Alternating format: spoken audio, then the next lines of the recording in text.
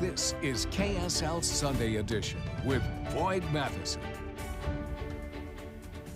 Welcome to Sunday Edition. I am Boyd Matheson. Each Sunday we attempt to divide the rage from the reason, elevate the conversation, connect the dots, and make the news make sense.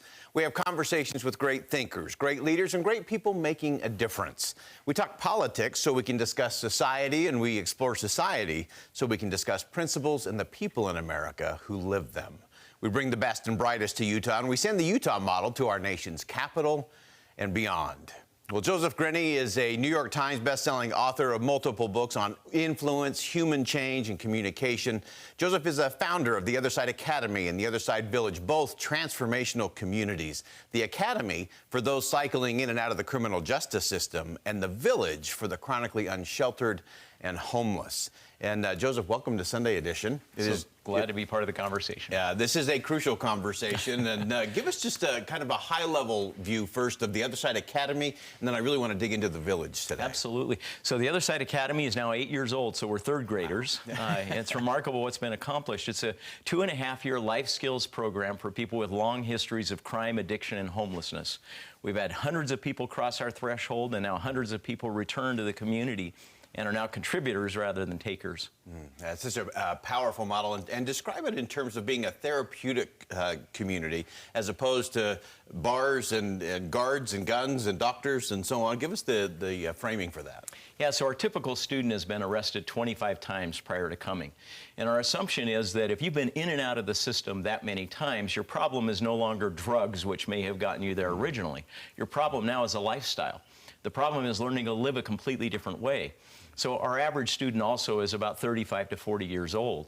If you've been shooting heroin for 20 years, again, the problem is no longer heroin. The problem is that's your life, and that's all you know.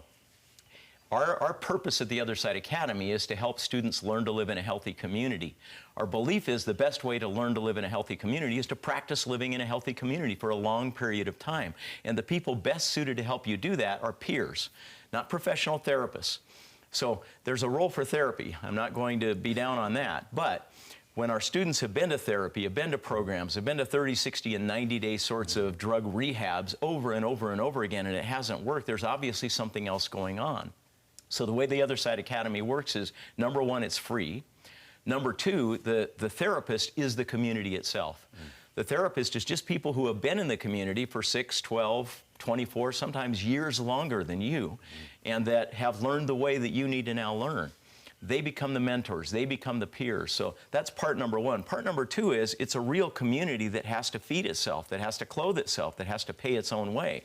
So nobody pays to come, and the way the community is supported is through social enterprise. Places like the Other Side Movers, the Other Side Thrift Boutiques, and so on. Yeah, give us a description of those. I still always have a hard time wrapping my head around the fact that you've got these folks who have been in and out of the criminal justice system, many of whom used to, take TVs out of people's windows and go sell them on eBay, are now suddenly the #1 rated customer service moving company in the state of Utah. Give us a sense of how that actually works, from the moving company to the boutique and some of the other enterprises. Yeah, these really are a marvel. So you think when we first went to market with the Other Side Movers 8 years ago, our pitch to the community was, we're longtime felons, and we'd like to come into your house and move your valuables.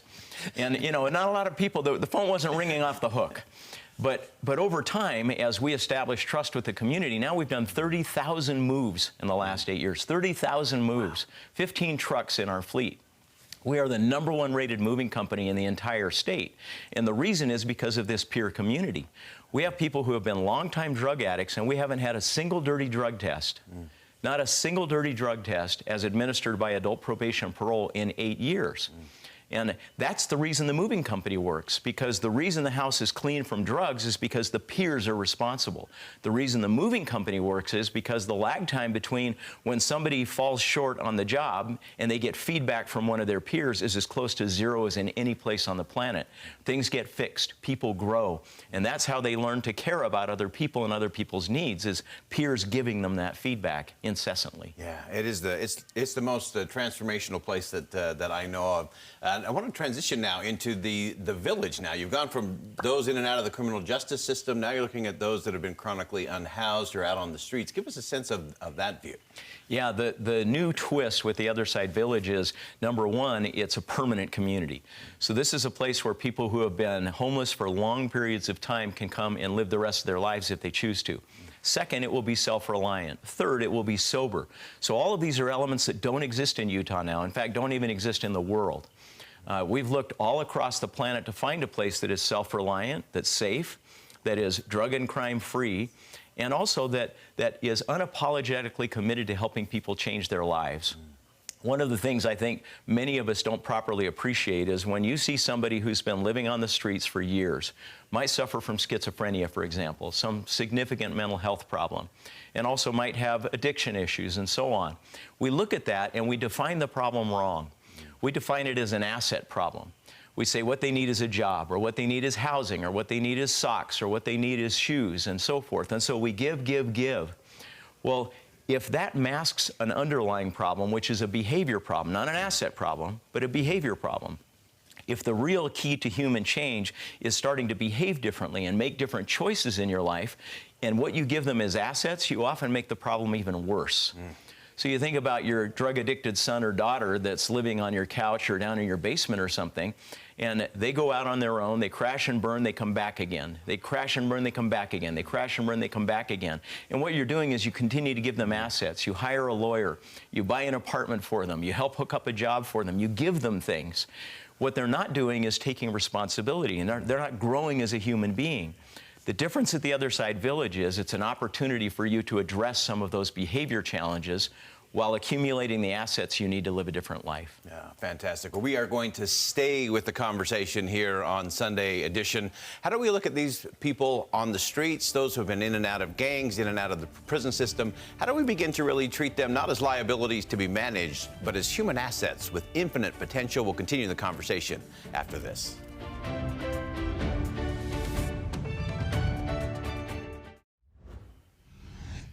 Welcome back to Sunday Edition. We're staying with our exploration of a better way to help those struggling on our streets with Joseph Grenny, founder of the Other Side Academy, the Other Side Village. And Joseph, as we dig into this, people have been talking about homelessness and the unsheltered for decades and decades and decades, and we just seem to keep either throwing assets, as we talked about in the previous segment, but we're not seeing a lot of change and a lot of improvement. Help us unpack that a little bit in terms of how should we be looking at those that are on the street? Yeah, really, you ought to be examining the fundamental assumptions that you're making about your solution when you pour more resources in and get less result. So the fact that we're putting more and more money in every year across the entire country and not seeing people transitioning to successful and safe lives ought to cause us to step back and ask a more fundamental question. Our problem is that we have a service model rather than a change model. What we've got is, as we said before, an asset-based model rather than a change model. And so when you talk to people that are living on the streets and you find people that have successfully transitioned, not one of them says, one day somebody gave me a pair of socks and my life changed. Or one day they gave me a housing voucher and my life changed. For people that have been living on the streets for many, many years, the challenge is stepping up to examining my life and figuring out how to start living in a different community. Can I hold a job? Can I solve problems with other people? Can I get up? Can I work hard? Can I kick drugs? All of these are behavioral challenges, and an asset being provided to you doesn't fix that. In fact, it masks it, and it often makes the problem even worse. The reason is because it creates a sense of entitlement and disempowerment rather than a sense of efficacy.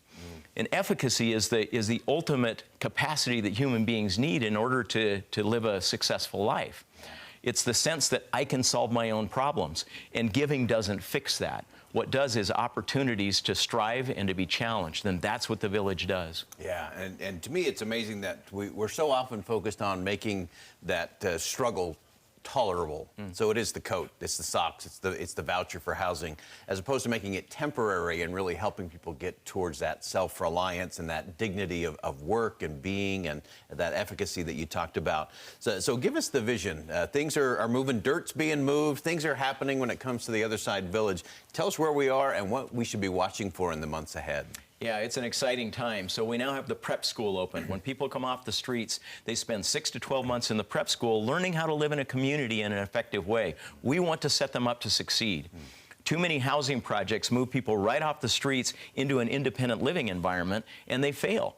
And then they feel hopeless. They give up and they go back to the streets because nothing hurts more than failing. And so the way the village works is you come to the prep school. That's open now.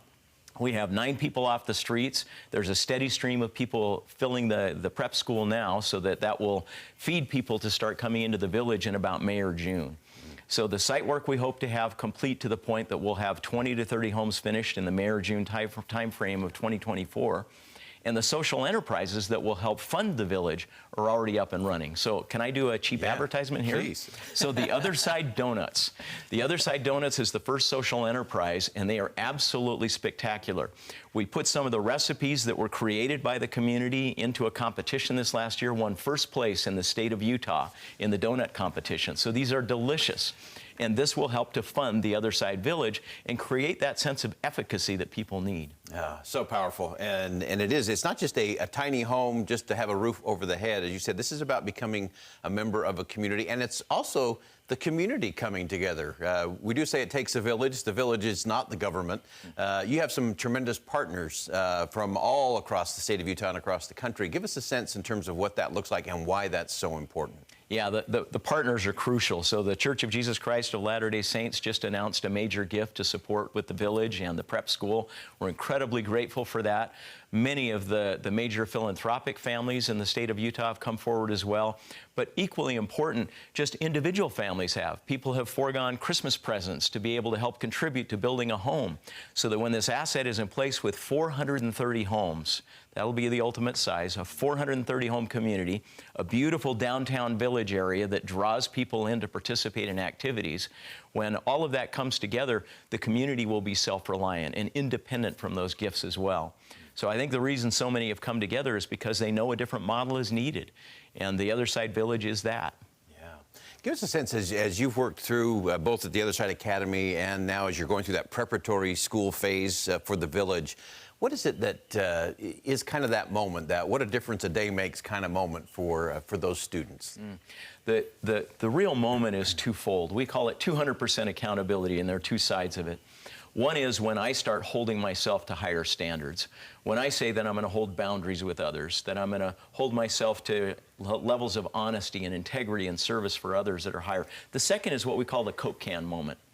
So we know that when people come from the prep school, move into the village for the first time, there will be a moment. There's a moment when I go to my refrigerator in this beautiful little cottage I now have, I drink a can of Coke, I walk to the front porch, I crumple it up, and I throw it on the ground.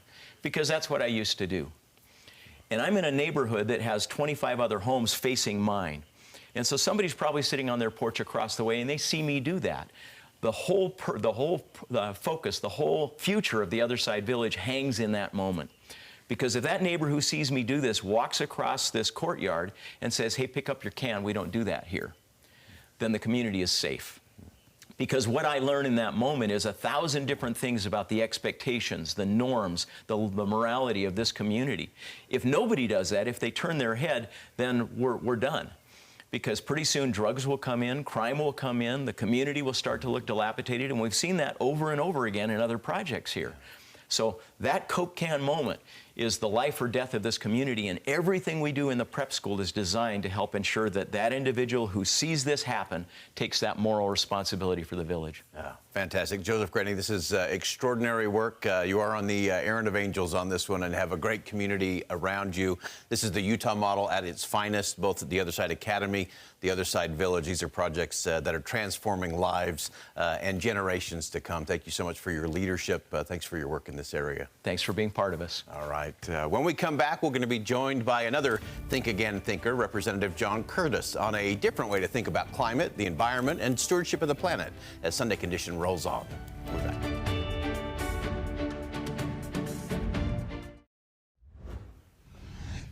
Welcome back to Sunday Edition. We're very pleased to have joining us in studio today Representative John Curtis from Utah's 3rd Congressional District. And Congressman, welcome on set. It's great to be with you. This is like a pinch me moment. Well, as we round out the year, you're getting the last word on everything as we wrap up 2023. You had a busy end of the year. Particularly, you took a little weekend journey to Dubai. Not everyone can say, hey, I was out for the weekend and I went to Dubai. Tell us about that. Well, literally, it was more time in the air than on the ground. But once a year, the world comes together to talk about climate. And historically, conservatives have not engaged in that conversation. And as you know, I think that's a mistake for a couple of reasons. And so this is now my 3rd trip over there. And I was delighted to bring a conservative voice to the conversation. Yeah, and give us a sense of that, because it has been a thing where the language has kind of been abdicated and kind of the commanding heights opportunities haven't been there. And so you did the ultimate in leadership from my view, and that is going places that are unexpected and even some places where you're not so welcome. I think that's true. But I'll tell you, it's been very valuable because when you don't have a conservative voice at the table, bad things happen. And as a perfect example of that, I'd point to Europe, right? So Europe made a decision to eliminate nuclear, not all countries, but a lot of the countries to not frack. And as a result, they're buying fracked natural gas from an enemy. Yeah. And United States, there were some who would put us on that same trajectory. And this is one of many reasons I think conservatives need to be at the table to say, hey, listen, we care deeply about this earth, but we have some better ideas, and we want them to be heard. Yeah, and so let's dig into that just a little bit. You mentioned this, what happened in Europe, and now they're actually buying very dirty energy from Russia, which is suboptimal, I think, is the way we frame that. But talk to us about the different kind of conversation as you're engaging. What was the experience having some of those conversations with colleagues from around the world? Well, I'll tell you, probably the biggest conversation where I just walked away with my head about ready to explode was with Germany. So Germany, just before we went over there, had issued a letter, and some U.S. senators signed it, that said U.S. should stop expanding our natural gas. In my meeting with Germany, they bragged about how they had switched from Russian natural gas to U.S. natural gas.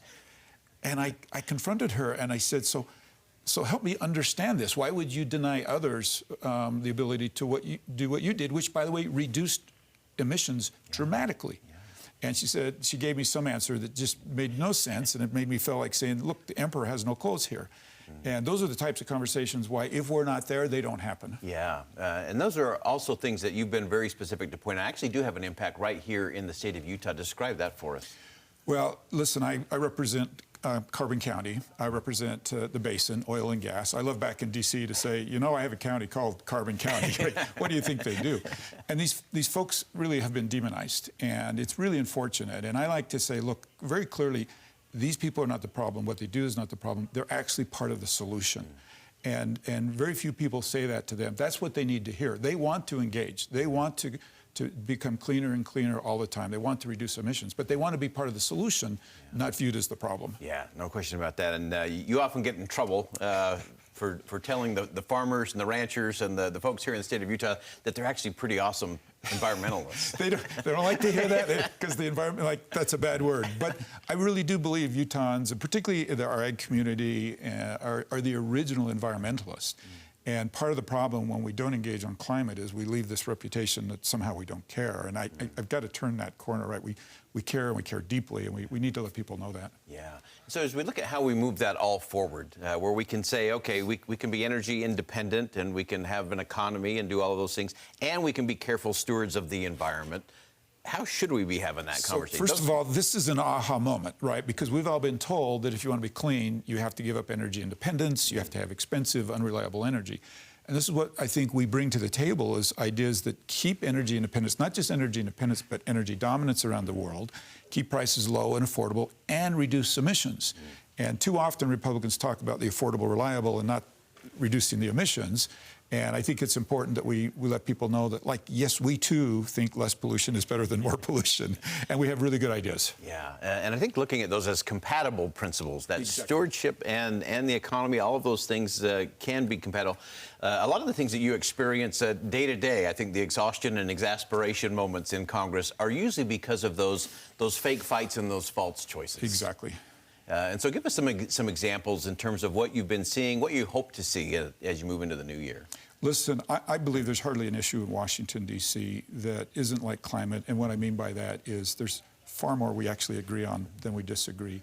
And the false choice is somehow you have to pick one of these extremes, like nobody comes into our country or everybody comes into our country. Well, that's not the right answer, right? We want an immigration system where the right people come into our country and the wrong people stay out. And we're not having that conversation. And climate's a really good example. The budgets is a good example, right, where we actually really agree we're spending too much money. Now let's have these conversations, right? Let's fix this. Yeah, one of the things that you spend a lot of time on is this Problem Solvers Caucus, a combination of Republicans and Democrats. Give us a sense of those conversations and where you hope those go in the new year. My biggest regret in Congress is that people don't see the hundreds of thoughtful legislators in Washington, D.C., who don't wake up and say, how do I end up on TV? They wake up and say, how do we solve a problem? And there's far more of those than the others. People just don't get to see those. I think in many ways the social media and cable network just want to show the extremes. So the Problem Solvers is a group that I belong to of Republicans and Democrats who come together and say, how do we move the country forward? And it's not about like, how do I compromise and give half of what I want so you get half of what you want? It's more of like, how do we move the country forward and what's best for the country? And the reality of it is we're not going to pass any significant legislation in this environment we're in without people on both sides of the aisle. And so if we want to fix what's happening at the border, if we want to fix what's happening with the budget, if we want to deal with all these difficult issues, we have to find like-minded people on the other side of the aisle who will join us in figuring out solutions. Yeah, and I think it's getting to this idea, Joe Lieberman always calls it the integrity of compromise, that it's not about selling out, it's not about being a squish, but it's actually getting to those better solutions for the country. I think people view compromise as you give up half and plug your nose, and I give up half and plug my nose. But the reality of it is, what's important to you, this is what's important to me. Now, how do we find a cross-section where we don't have to give up half of what we want? We can do something that's really good for those of us who see things like we do. Yeah, so important. And those are the conversations we need far more of in Congress, in Washington, D.C., and across the country as we look at big problems, big challenges ahead, but real solutions. There's some good people that can actually get all that done. Representative John Curtis, thanks so much for joining us today. Thanks, Boyd. As always, it's great to have John Curtis with us in studio, representing the 3rd Congressional District here in the state of Utah, and the Problem Solver Caucus, and reframing all of these conversations, whether it's about energy, stewardship of the environment, immigration, health care. There are solutions to be had. We just have to approach them in a little different way. It's time to think again about what we think we know. Well, that wraps it up for us on Sunday Edition. I am Boyd Matheson. Thanks for joining us. And as always, as you go out into the world today, make sure you see something that inspires, say something that uplifts, and do something that makes a difference. Music and the spoken word is next.